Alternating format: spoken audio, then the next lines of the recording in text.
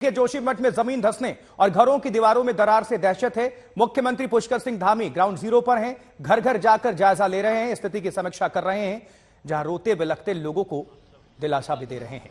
600 से ज्यादा घरों की दीवार पर दरार है। इस वक्त 44 परिवार सुरक्षित जगह पर ले जाए गए हैं। सरकार एक्शन में। कल हाई लेवल की बैठक के बाद 3 लोगों की स्पेशल टीम भी बनी है, लेकिन अब तो खुद मुख्यमंत्री पुष्कर सिंह धामी पहुंच चुके हैं जोशीमठ समीक्षा करने, जायजा लेने। 5 तस्वीरों को आपके सामने रख रहे हैं। ग्राउंड जीरो पर जहां सीएम हैं, खुद उतरे हुए हैं, घर घर पहुंचकर देख रहे हैं हाल। कहीं जमीन फट गई, कहीं दीवारें दरक गई और रोते बिलखते लोग हैं, उनको ढांढस बंधाते हुए मुख्यमंत्री, दिलासा देते हुए धामी। ये अच्छी बात है कि सीएम खुद वहां पर गए हुए हैं। लोगों में भरोसा जगेगा कि सरकार उनके साथ खड़ी है, उनको अकेला नहीं छोड़ा जाएगा, उनके लिए हर संभव मदद दी जाएगी और केंद्र सरकार की भी नजर है। तो जोशीमठ में घर घर जाकर सीएम धामी मुलाकात कर रहे हैं। पीड़ित परिवारों के बीच उनकी उपस्थिति है, अधिकारी भी उनके साथ मौजूद हैं, समीक्षा कर रहे हैं, हालात जायजा ली जा रही है। और सबसे बड़ी बात यह है कि जो लोग वहां पर पलायन कर चुके हैं और जो लोग अभी मौजूद हैं, उनके बीच जब पहुंचते हैं मुख्यमंत्री, प्रदेश का मुखिया, तो निश्चित तौर पर यह अच्छी बात, एक अच्छी पहल लोगों में भरोसा जगाने के लिए, ताकि ये मैसेज जाए कि वो अकेले नहीं है, उनके साथ सरकार खड़ी है, उनको नहीं छोड़ा जाएगा अकेले। तो जोशीमठ में निश्चित तौर पर इस वक्त हाहाकार है, लोग सहमे हुए हैं, लेकिन प्रतिक्रिया क्या आ रही है सुनवा देते हैं।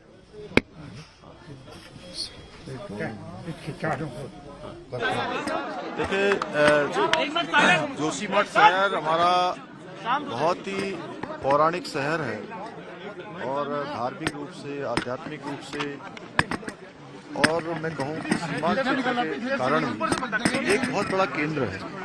और अभी चूंकि तात्कालिक स्थिति में ये आपदा आई है, तो इस आपदा में हमारा सबसे पहला काम तो यह है कि सभी को हम कैसे सुरक्षित कर पाएं, जान माल की सुरक्षा हो।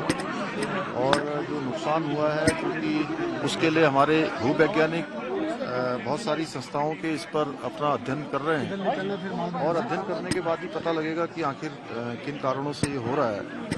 लेकिन अभी हमारी प्रायोरिटी है कि जिन घरों पर ये खतरा आया हुआ है, जहां भी दरारें पड़ी हुई हैं, उन सभी को सुरक्षित स्थानों पर निकालें, उनको सुरक्षित करें। हम तो जोशीमठ में किस तरह के हालात हैं, इसको जानने का वक्त है। सीधा आपको हम ग्राउंड जीरो लिए चलते हैं। हमारे सहयोगी राजीव ढोंडियाल की मौजूदगी वहां पर है। राजीव, आपसे जानना चाहेंगे, अच्छी बात तो यह है कि उत्तराखंड के मुख्यमंत्री पुष्कर सिंह धामी खुद मैदान में उतरे हुए हैं, लोगों के बीच हैं, ढांढस बंधाया जा रहा है और सबसे बड़ी बात यह है कि लोगों को भरोसा दिया जा रहा है कि उनको अकेला नहीं छोड़ा जाएगा, क्योंकि सरकार उनके साथ है। राजीव, कितना नुकसान पहुंचा है और लोग क्या कह रहे हैं इस वक्त?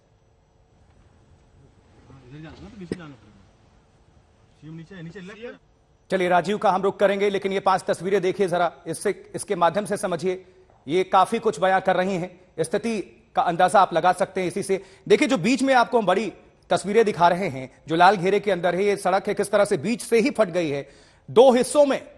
लेकिन ग्राउंड जीरो पर मुख्यमंत्री पहुंच चुके हैं, अधिकारियों के साथ भी लगातार संपर्क में है और कल हाई लेवल की बैठक हुई, कमेटी भी बनाई गई और घर घर देखा हाल, दिलासा देते हुए धामी नजर आ रहे हैं। और एक और आपको हम रिपोर्ट दिखा देते हैं, हमारे एक और सहयोगी अमित भारद्वाज वहां पर पहुंचे, किस तरह के हालात हैं, उनके रिपोर्ट के माध्यम से आपको हम समझाने की कोशिश करते हैं। आइए देखें अमित भारद्वाज की रिपोर्ट।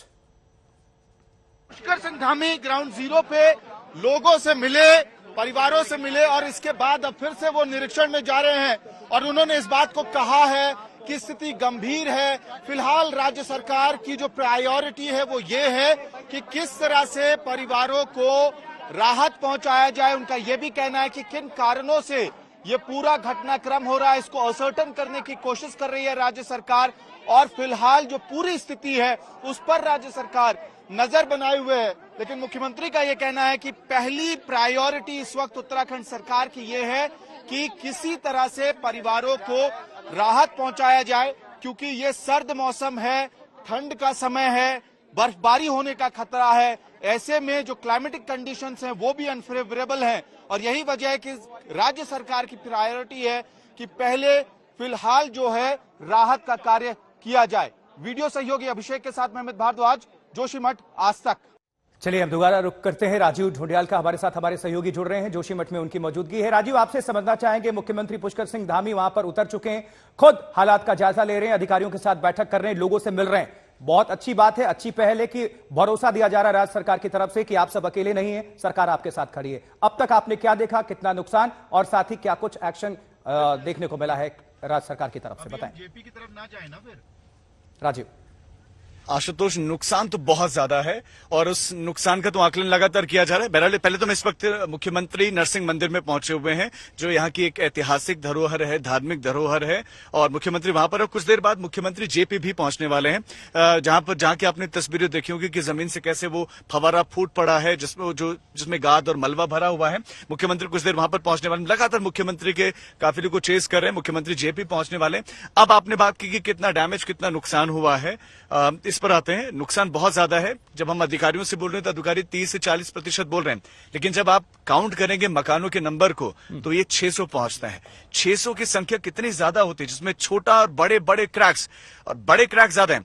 इससे इतर हम आम आदमी की बात करें, लेकिन ये जोशीमठ है, यहाँ पर कैंप्स भी हैं, यहाँ पर हमारे जवान रहते हैं, यहाँ पर मिलिट्री कैंप्स हैं। अभी जिस जगह पर हम मौजूद हैं, जहां से हमारी गाड़ी गुजर रही है, ये गांधीनगर का इलाका है। ये पूरा का पूरा यहाँ पर आर्मी के कैंप्स बने हुए हैं, और ये भी अति संवेदनशील है। संवेदनशील नहीं, अति संवेदनशील है, क्योंकि यहाँ पर भी हम दरावरे क्रैक्स देख पा रहे हैं। छोटे बड़े क्रैक्स सड़कों पर आपको अब जोशीमठ में पूरी तरह अलग अलग जगहों पर दिखाई देंगे, आसानी से नजर आ जाएंगे।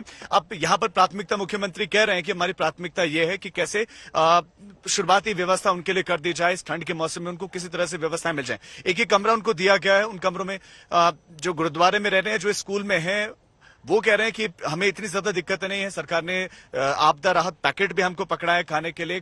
गुरुद्वारे में हमने कल देखा था कि वहां खाना भी बनाया जा रहा था। नगर पालिका की जो बिल्डिंग थी, वहां पर भी खाने पीने की व्यवस्था की गई थी, लेकिन कुछ दूसरी छोटी मोटी समस्याएं थी। संभवतः उन समस्याओं को आज दूर भी कर लिया जाए। लेकिन बड़ा सवाल यह है कि जोशीमठ बचेगा कैसे। जोशीमठ की ये जो धरा हिल रही है, जो ये कंपन है, ये कंपन समाप्त कब होगा? कितने लोगों को शिफ्ट किया जा चुका है, और कितने अभी परिवार वहां पर मौजूद होंगे जोशीमठ के अंदर, जिन पर खतरा मंडरा रहा है, जो डरे हुए हैं, सहमे हुए हैं और राहत की उम्मीद में हैं?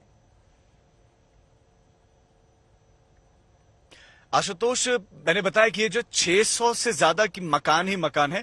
ऐसा नहीं है कि सारे मकान के लोगों को कह दिया गया है कि आप अपने घरों को छोड़कर चले जाएं, लेकिन उनको अलर्ट रहने के लिए कहा गया है। लेकिन कुछ अति संवेदनशील जगह, जैसे जब संघार गए थे, वहां पर 8 परिवार ऐसे हैं जिनको पूरी तरह से वहां से हटा दिया गया है। हम दूसरी जगहों पर भी, अलग अलग जगहों पर, संघार के वार्ड नंबर 4 में हम गए थे, वहां पर भी यही स्थिति है।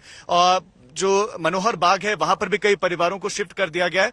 तो इस तरह से जो है, अभी बहुत ज्यादा ये संख्या नहीं परिवारों की, लेकिन जो परिवार हैं, ये तकरीबन अभी 15 से कम है जिनको इन जगहों पर शिफ्ट किया गया है, जो पालिका में रह रहे हैं, जो स्कूल्स में रह रहे हैं, या जो गुरुद्वारे में अभी जिनको रखा गया है। लेकिन खतरे की जद में एक बड़ी आबादी है। आशुतोष, बहुत शुक्रिया राजीव, इन खबरों को, वहां के हालात को दर्शकों तक पहुंचाने के लिए आपका।